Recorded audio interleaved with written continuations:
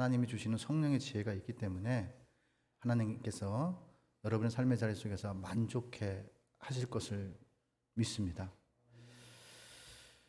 오늘 이 시간도요, 여러분이 삶의 자리 속에서 함께 이렇게 예배 드릴 수 있는 것을 먼저 하나님 앞에 감사를 드립니다. 여러분의 삶의 자리 속에서도 범사에 하나님이 주인 되시고 주는 그리스도요 살아계신 그 하나님이 여러분의 삶의 자리 속에 언어와 행동과 선한 일들을 통해서 선하신 그분 예수님을 증거하는 귀한 삶이 되기를 예수님의 이름으로 축원합니다. 6월은요, 나라 사랑하는 달입니다. 지난주에는 6월 6일 헌충일, 우리의 나라가 있기까지 우리 믿음의 선진들이, 우리 믿음의 조상들이 얼마나 수고하고 순교하고 목숨까지 바쳐서 지켰던 이 나라. 그래도 하나는 뭐냐면 사회주의 국가, 공산주의 국가로부터 핍박과 나라를 모든 것들이 다 허물어지고 가정도 허물어지고 생명도 앗아가는 자기의 뜻에 맞지 않으면 무조건 숙청하는 그런 시간 속에서 나라를 지켰던 분들, 그분들이 있었기 때문에 지금 우리가 이렇게 하나님 앞에 자유롭게 예배를 드릴 수 있습니다. 그래서 6월은 항상 하나님을 사랑해야 되는 것처럼 항상 나라를 생각해야 됩니다. 나라가 있기에 우리가 있고 나라 때문에 하나님 우리가 나라에 충성하는 것이에요. 근데 성경은요, 우리가 크리스찬이라면 어떤 것이 정말 나라 사랑인가를 생각해 보아야 합니다. 크리스찬이라면 하나님이 먼저 그의 나라와 그의 의를 구하면 이 모든 것을 너희에게 더하신다는 말씀을 기억하시면 좋겠습니다. 왜냐하면 이 나라의 민족도 기독교의 기초 위에 이 나라가 세워졌기 때문입니다. 우리는요, 기억해야 될 게 있습니다. 나라를 사랑한다는 의미가 무엇일까요? 나라를 사랑한다는 것은 뭐냐면, 여러분, 성경에 나와 있어요. 마음을 다하고 뜻을 다하고 정성을 다해, 힘을 다해, 생명을 다해, 주어진 일에 최선을 다하는 겁니다. 주어진 일에 내 힘을 다하는 겁니다. 주어진 본분에 최선을 다하는 것이 나라 사랑입니다. 가정 사랑입니다. 그리고 교회 사랑입니다. 이 얘기를 가만히 하나님 사랑하는 십계명에서 나왔던 이 말씀을 가만히 생각해 보면요, 바로 그런 거예요. 학생이 학생다워지는 거고요, 아들이 아들다워지는 거고, 부모가 부모다워지는 거고. 그러면 그렇게 되기 위해서는 어떻게 되냐? 예배를 예배되게, 하나님을 하나님 되게, 크리스찬이 크리스찬답게 살아가는 것입니다.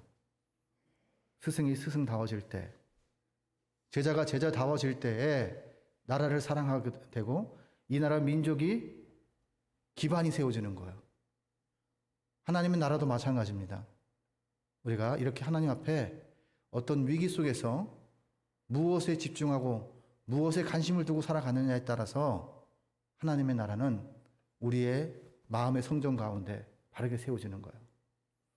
우리가 꼭 잊지 말아야 될 것은 우리가 항상 범사의 하나님이 우리와 임마누엘 하나님이 함께 하신다고 고백을 해요. 근데 그 고백하시는 그 하나님을 느끼기 위해서는요, 내 신앙 고백이 필요해요. 하나님은 나에게 어떤 분이신가? 주는 그리스도여 살아계신 하나님의 아들이십니다라는 신앙 고백에 성전이 세워졌다는 걸 기억하셔야 돼요. 골리앗 같은 세상 속에서 내가 살아나기 위해서는 그런 신앙 고백이 있어야 하나님의 나라, 성전이 내 마음속과 내 삶의 자리 속에서 바르게 세워지는 거예요. 그럴 때 내 삶이 자녀에게 상처가 되지 않고 또 아들에게, 부모에게 상처가 되지 않고 서로가 서로를 배려하고 사랑할 줄 아는 것을 하나님은 원하십니다. 우리는요, 큰 것에 있는 것이 아니에요. 주어진 일에 최선을 다하는 그것이 나라를 사랑하는 거고 하나님께 영광을 돌리는 거라고 성경은 말씀하고 있습니다. 옛날에요, 어떤 스승이 있었습니다. 그 스승이 제자들을 이렇게 불러놓고 제자들에게 질문을 합니다. 여러분들이 지금 밤이 어둠이 지나고 나면 새날이 밝아온 것을 어떻게 아십니까? 라고 제자들에게 질문합니다. 그래서 제자들이, 이제 한 제자가 대답을 합니다. 새날이 밝아오는 것을 어떻게 하냐면 그거는 당연합니다. 해는 동쪽에 떠서 서쪽으로 지니까 동쪽에서 밝아오는 것을 보면 새날이 온 것을 알 수 있습니다. 라고 이렇게 대답을 했습니다. 그랬더니 이 스승이 이렇게 얘기합니다. 정답이 아닙니다. 다른 제자가 또 대답을 합니다. 창문을 열었을 때 사물의 형체가 드러난 그림자가 생기면 그것을 보고 우리가 알 수 있습니다. 이렇게 이야기합니다. 그럴 때 성자는 그것도 답이 아닙니다. 라고 이야기를 합니다. 그렇게 스승이 제자들에게 얘기할 때마다 답변을 할 때마다 아닙니다. 아닙니다. 이렇게 얘기하니까 이제 제자들이 스승에게 질문합니다. 그럼 스승님께서는 밤이 가고 새날이 밝아온 것을 무엇으로 알 수 있습니까? 라고 스승에게 대묻습니다. 그러니까 이 스승이 제자들에게 이렇게 말합니다. 너희가 밖을 내다보았을 때 지나다니는 모든 사람들이 너희의 형제로 보이면 그때 비로소 새날이 밝아옴을 알 수 있을 것이다 라고 제자들에게 가르쳤습니다. 여러분, 이 이야기 중에요, 우리가 어떤 것에 관심을 두고 어떤 것에 집중하고 어떤 것에 초점을 맞춰서 살아가느냐에 따라서 어떤 분은 태양을 바라보며 살고 어떤 분은 그림자를 바라보고 살고 어떤 분은요 세상 사람들을 바라보며 살아갑니다. 그거에 따라서 오늘 대답이 달라졌음을 우리는 알아야 합니다. 오늘 본문 말씀에서 우리가 기억해야 될 것이 있습니다. 8장의 초반부의 내용은요, 사흘 동안 식사를 거르면서까지 예수님의 말씀에 집중했던 무리들이 있었습니다. 예수님의 사역에 집중했던 관심을 갖고 있었던 분들이 있었습니다. 예수님의 치유하심에 집중하고 관심을 갖고 있던 무리들이 있었습니다. 예수님이 집중했더니 예수님이 먹이심을 체험했던 무리들이 있습니다. 그분들을 바라보면서 예수님께서 긍휼히 여기셨다고 말씀합니다. 왜냐하면 예수님께 집중된 삶을 살아가는 사람들에게 예수님께서 그들을 긍휼히 여기시고 어떻게 했어요? 그들의 삶의 문제, 삶의 먹고 마심의 문제들을 해결해 주셨다라는 것이 오늘 본문 8장의 이제 시작입니다. 그리고 나서 예수님께서 있는데요, 바리새인과 또 헤롯이라는 분이 이제 이야기를 합니다. 그러면서 예수님께서 15절에 오늘 본문 말씀에 보면요, 상가 바리새인들의 누룩과 헤롯의 누룩을 주의하라고 이제 시작 말씀을 합니다. 이 바리새인들은요 종교인과 같은 사람입니다. 종교인을 대표로 이야기할 수 있는 분들이 바로 바리새인인데요. 뭐뭐 하는 척 하는 사람들입니다. 형식적인 거, 겉과 속이 다른 거, 아는 척. 나는 많은 것을 알고 있습니다. 많은 지식을 알고 있습니다. 나는 많이 겪어봤습니다. 믿는 척. 나는 예수님을 지금 믿고 있고 하나님을 믿습니다. 듣는 척. 나는 지금 많은 것을 듣고 당신의 말도 듣고 있습니다. 있는 척하는 사람입니다. 나는 세상을 살아오면서 많은 것을 알고 하나님을 믿었고 또 지금도 당신 말에 귀를 기울이고 듣고 있기 때문에 나는 많은 것을 얻었습니다. 이런 것을 대표하는 사람이 바로 바리새인과 같은 종교인을 의미합니다. 그 바리새인이 그런 누룩을 예수님께서 조심하라고 이야기합니다. 겉과 속이 다른 것을 조심하라고 말씀합니다. 그리고 헤롯의 누룩을 주의하라고 이야기합니다. 정치적인 목적을 가지고 지금 예수님 앞에서 예수님의 필요성을 느끼지 못하는 정치적인 인물이 있습니다. 무리를 선동하고 요즘 같으면 표를 얻기 위해서 당신들을 위해서 내가 꼭 이것을 이루어 주겠다고 이렇게 공약하시는 분들이 있습니다. 그분들은 뭐냐면 처음과 끝이 다릅니다. 처음에는요, 국민을 위하여 이렇게 얘기합니다. 그런데 나중은 어떻게 되죠? 자기의 안위와 자기의 물질과 자기의 권력을 위해 살아가는 사람들. 누구를 빙자해서요? 명분과 목적을 가지고 그렇게 하는 사람들을 대표하는 것이 바로 헤롯의 누르고입니다. 예수님께서 이렇게 이야기하자 제자들이 어떻게 반응합니까? 예수님께서 우리가 떡 안 가져온 것을 아시는구나 라고 하면서 예수님께서 지금 우리한테 지금 나무라시는구나 라는 것을 생각하면서 동문서답하는 거야 지금. 예수님은 동쪽을 이야기하는데 지금 제자들은 어떻게 해요? 서쪽을 바라보면서 이야기를 하고 있는 거예요. 그러자 예수님께서 17절 제자들이 이렇게 수군거리는 이유를 아시고 너희가 떡이 없음을 수군거리느냐 이렇게 말씀하십니다. 예수님의 말씀의 의미보다 떡에 집중하였기에 깨닫지 못하고 마음이 둔해졌다고 말씀하고 있습니다. 예수님의 제자들은요, 예수님을 따라다니면서 예수님께서 행하신 많은 기적들을 오늘 본문은 이야기합니다. 지금 여전히 떡 한 덩이밖에 없는 것에 대해서 염려하고 걱정하는 제자들에게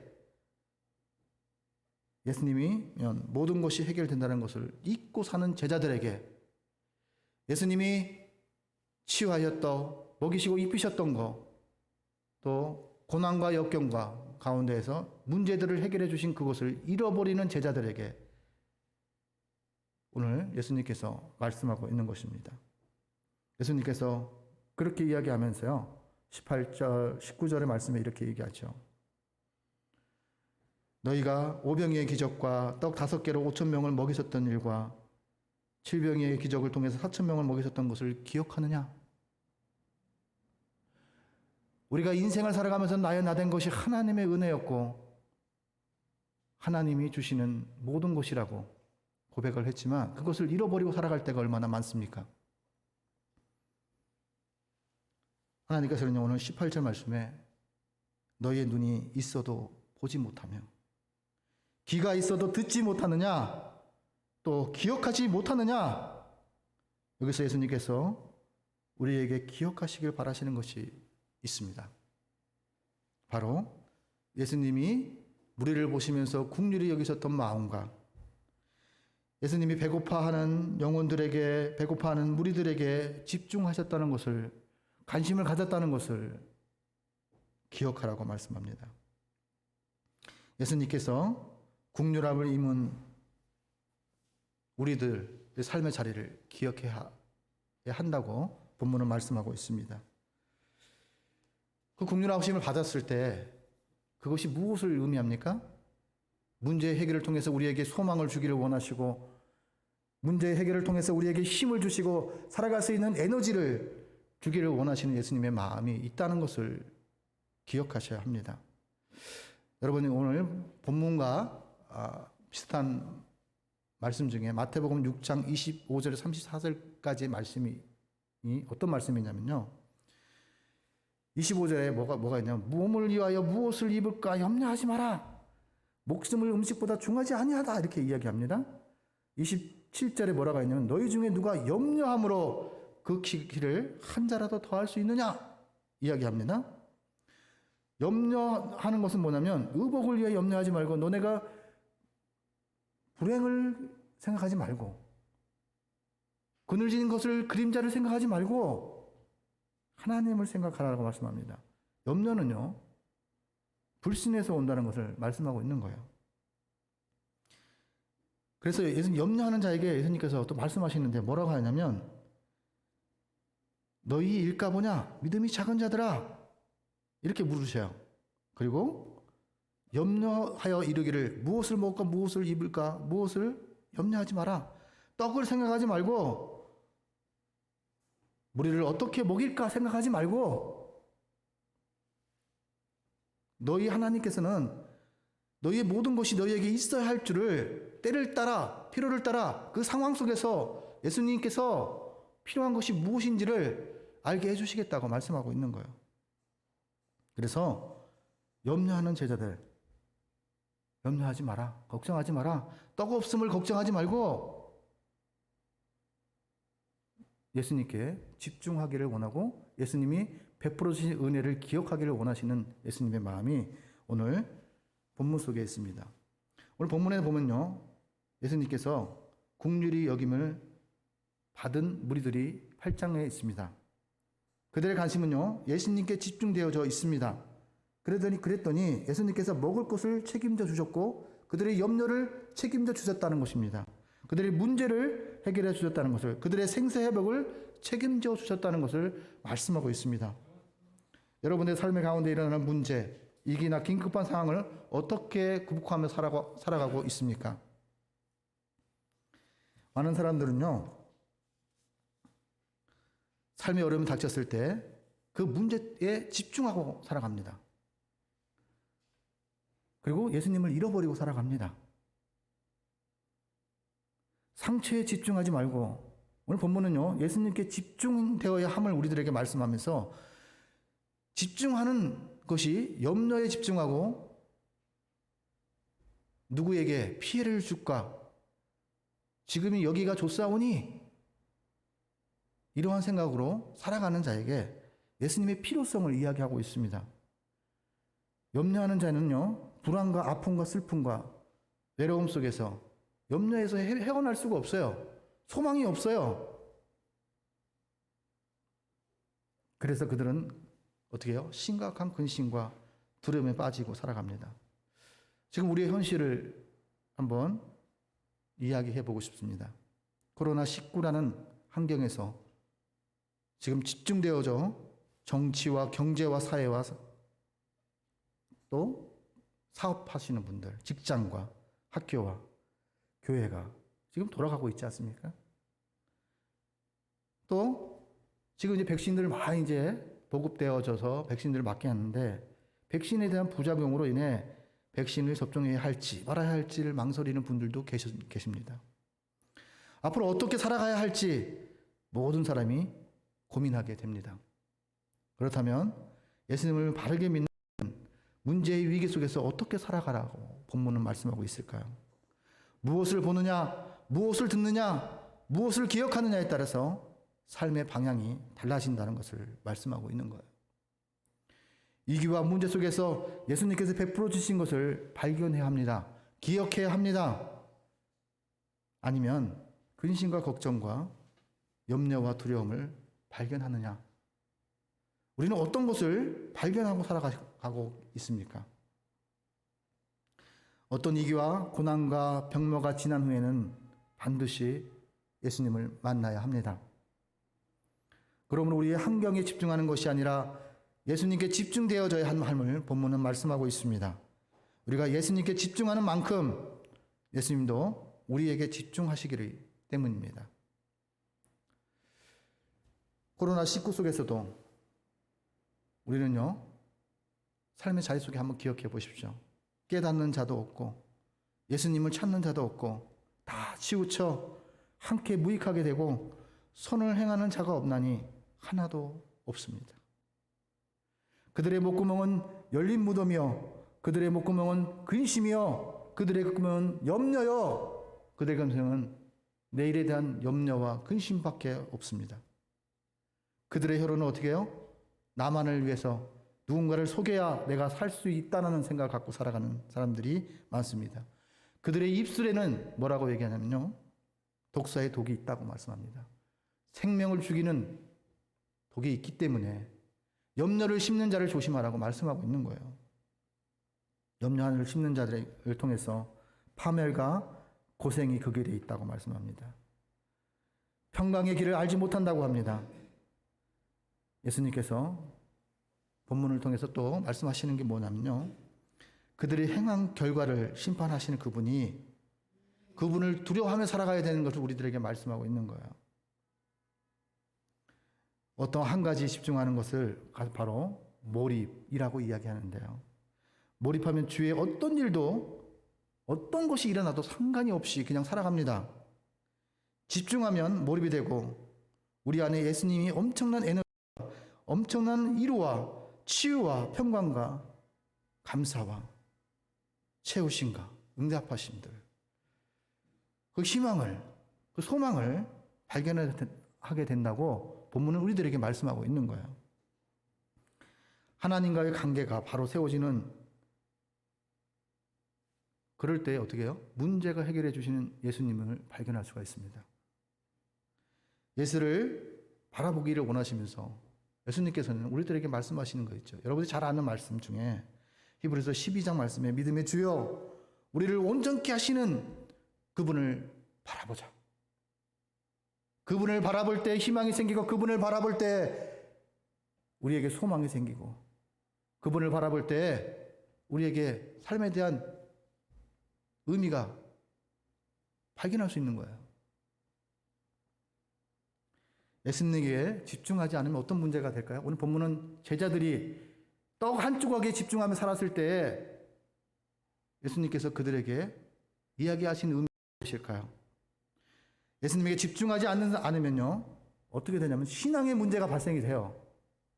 예수님이 있는지 없는지, 주는 그리스도 살아계신 그 하나님이 오늘도 나와 함께 하시는지 안 하시는지를 알지 못하는 거예요.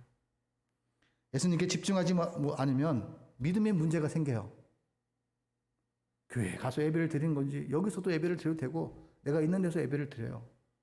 그러면 된다고 생각하는 거예요. 거기에 마음이 다했냐, 정성을 다했나, 우리의 신앙 고백이 있느냐. 가장 중요한 것은 무엇이냐면, 상황이 어떤 상황이더라도 그 상황 속에 나의 신앙의 고백이 없는 그 예배는요, 성전이 될 수가 없습니다.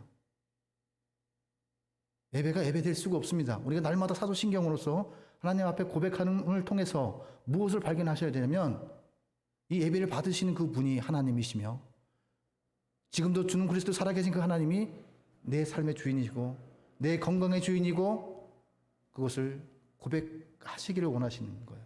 성전이 성전다워지고 예배가 예배다워질 수 있는 것은 바로 신앙 고백에서, 옆에 있는 사람이 신앙 고백이 아니라, 여기 있는 목사의 신앙 고백이 아니라 나의 신앙 고백이 하나님 앞에 들으신다는 것을 기억하셔야 합니다.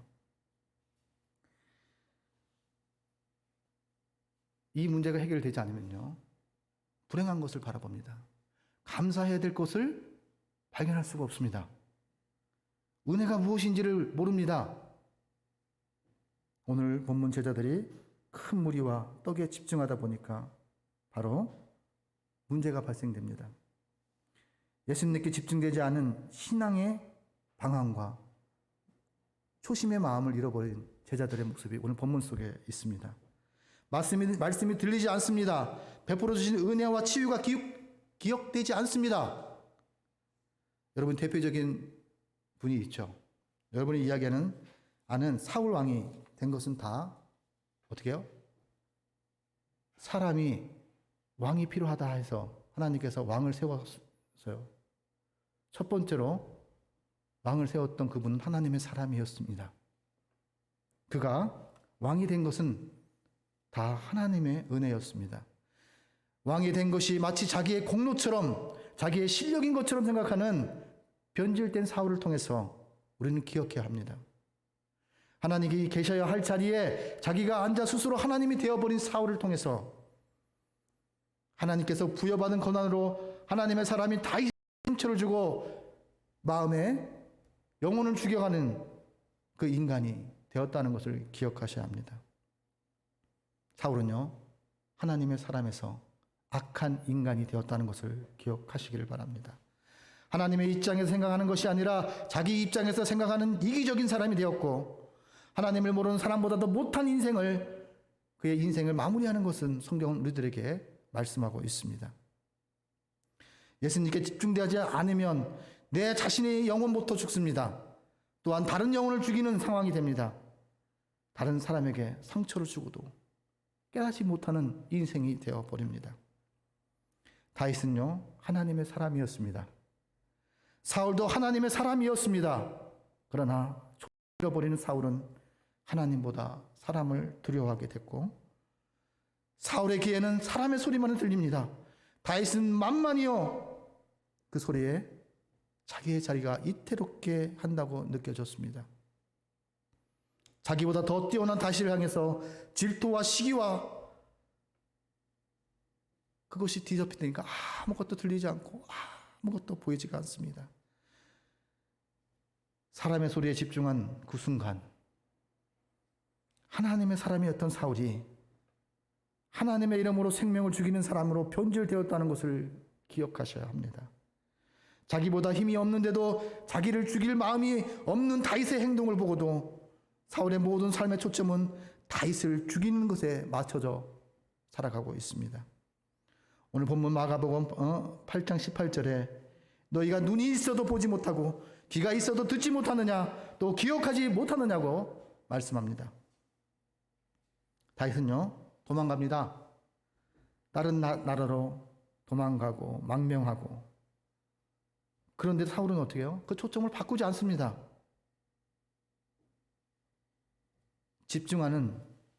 사람에게 집중하는 사람은 어떻게 됐죠? 사울이 믿음이 있었던 사람입니다. 그런데요, 사람에게 집중하다 보니까 어떻게 됐죠? 시간 낭비가 되었고요, 군사력 낭비가 되었습니다. 재산이 낭비되었고, 그동안에 예수님을 믿었던 신앙도, 예수님을 믿는 믿음도 다 헛되고 헛된 사울이 되었습니다. 그의 말로는 어떻습니까? 인생도 망하게 되었다고 성경은 말씀하고 있습니다. 그러면 사울의 후손은 어떻게 되었을까요? 사울의 후손도 망했습니다. 사람에게 집중되어진 사람의 마지막은 바로 멸망으로 간다고 성경은 우리들에게 말씀하고 있습니다. 예수님께서는요, 우리가 잘못된 것에 초점을 맞추고 관심을 가지고 집중할 때 오늘 어떻게 해요? 예수님이 제자들에게 사인을 주고 있습니다. 예수님의 사인을 알아차렸으면 우리가 해야 할 일은 뭐요? 관심과 초점을 변경하는 것입니다. 세상에서 하나님의 관점으로 하나님께로 집중하는 삶이 되기를 바라신 하나님의 말씀이 오늘 본문 속에 우리들에게 들려주시고자 하는 말씀입니다. 방향을 제대로 잡지 않으면, 목적을 바르게 잡지 않으면 우리는 인생은 방황할 수밖에 없고 목적은요 그림자로 갈 수밖에 없습니다. 사막에서 나침반이 없으면 방황합니다. 그리고 죽을 수밖에 없습니다. 인생의 나침반이신 예수님께서 오늘 본문 속에 있음을 기억하셔야 합니다. 초점이 맞추지 않으면 아픔과 근심과 염려 속에 살아갈 수밖에 없습니다. 우리는 세상의 것에 집중하는 인생이 아니라 예수님께 집중하는 인생이 되어야 한다는 것을 오늘 본문은 우리들에게 말씀하고 있습니다. 인생의 해답은 예수님께 집중하느냐 안 하느냐에 따라서 달려있음을 본문 우리들에게 말씀합니다. 오늘 본문을 통해서 예수님에게 집중하는 삶의 자리가 되시기를 예수님의 이름으로 축원합니다. 무엇에 집중하고 무엇에 붙잡혀 사는가에 따라서 우리가 예수님께 집중하며 사는 훈련을 원하시는 예수님의 마음이 있습니다. 평생의 여호와의 집에 살면서 여호와의 아름다움을 바라보며 그의 성전에서 사모하는 저희가 되기를 바라시는 예수님의 마음이 오늘 본문 속에 있습니다. 우리는요, 여러분, 저희가 이제 기도 제목, 기도 카드를 이렇게 여러분들에게 작성해서 여기 부족한 종에게 알려주면 그것을 통해서 여러분의 신앙도, 믿음도 세워질 수 있습니다. 그리고 또 하나는 뭐예요? 기도에 집중될 수 있습니다. 그리고 또 하나는 뭐냐면 응답해 주신 예수님께 집중되어질 수 있기 때문에 기도의 제목들을 작성해서 드리면 여기 있는 목회자도 믿음이 생깁니다. 주는 그리스도로 살아계신 하나님을 발견하게 됩니다. 당사자도 주는 그리스도로 살아계신 하나님이 나의 삶의 자리 속에서 나의 기도를 들어주고 계시는 그분이 예수님이심을 깨닫습니다. 저희가 이제 한 가지 이제 응답이 된 부분이 있어요. 우리 태빈이가 기도를 하는 기도 카드가 있었는데요. 근데요, 태빈이가 기도의 응답을 통해서 중고 사이트에서 3만 원을 주고서 자전거를 하나 사줬어요. 그런데요, 그 아이가 기도하는 가정 속에서 이 자전거도 타보고 싶고 이 자전거도 타보고 싶어 이렇게 생각했던 것이 있었어요. 그래서 자기가 기도를 했어요. 그런데요, 갑자기 어디선가 연락이 왔어요. 그러면서 태빈이에게 자전거를 사주겠다고 그렇게 얘기를 한 거예요. 근데 거기만 있는 것이 아니에요. 또 다른 데서도 또 연락이 왔어요. 중고를 어디서 샀는데 태빈이가 기억이 나더라고 이렇게 얘기를 합니다. 그러면서 태빈이에게 그 자전거를 이렇게 제공해 줬던 일이 일어났습니다. 태빈이의 기도를 통해서 저는 한 가지 기억했던 게 뭐냐면 예수님께 집중하고 예수님께서 들어주실 거라는 그 아이의 기도를 들을 때 예수님께서 그렇게 응답해 주셨다는 것을, 그렇게 사랑으로 표현해 주셨다는 것을 저는 느꼈습니다. 우리는요, 기억해야 됩니다. 부모님과 동역자로 되기 위해서는 서로를 위해서 기도해야 됩니다. 우리의 인생 가운데서 우리 어른들은요, 무지해질 수밖에 없는 것이 있어요. 이 어린아이처럼 단순하게 예배할 때 예배하고, 기도할 때 기도하고, 감사할 때 감사하고, 그렇게 들을 때 이 상황 속에서 내가 무엇을 해야 되는지를 생각하면 어떤 일의 역사가 일어나면 응답의 역사가 일어납니다. 하나님이 하실 일들이 일어납니다. 근데 어른들은요, 생각이 많아요. 내가 살아본 경험도 있고 믿어왔던 것들이 있기 때문에 집중되어지지 않습니다. 그러다 보니까 이런 이야기했습니다. 김진선님의 교례 내용을 보면서 이 어른들에게 바라는 거예요. 어려운 일이 생길 때는 예수님은 3등입니다. 내 힘으로 한번 해보고 그래도 안 되면 가까이 있는 사람에게 도와달라고 하고 그나마도 안 될 때 예수님을 부릅니다. 예수님은 언제나 3등입니다. 거리에서도 3등입니다. 내가 가장 가까이 있는 것은 내 자신, 그 다음은 내 마음을 알아주는 사람, 그 다음에는 저 멀리 하늘에 계신 예수님이십니다. 예수님은 언제나 3등이었습니다. 그러나 예수님께 나는 항상 1등이었습니다. 무슨 일이 있어도 내가 부르기만 하면 도와주십니다.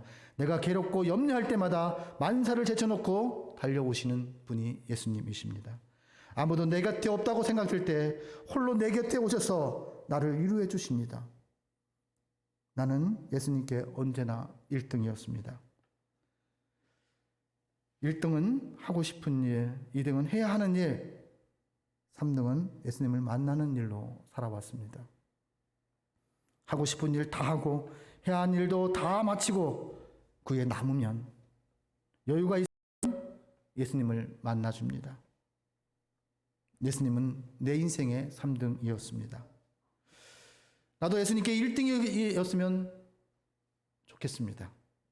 만사 놓고 예수님을 만나고 작은 고비 때마다 손을 내미시는 예수님이 나에게 내 인생 가운데 1등이었으면 좋겠습니다.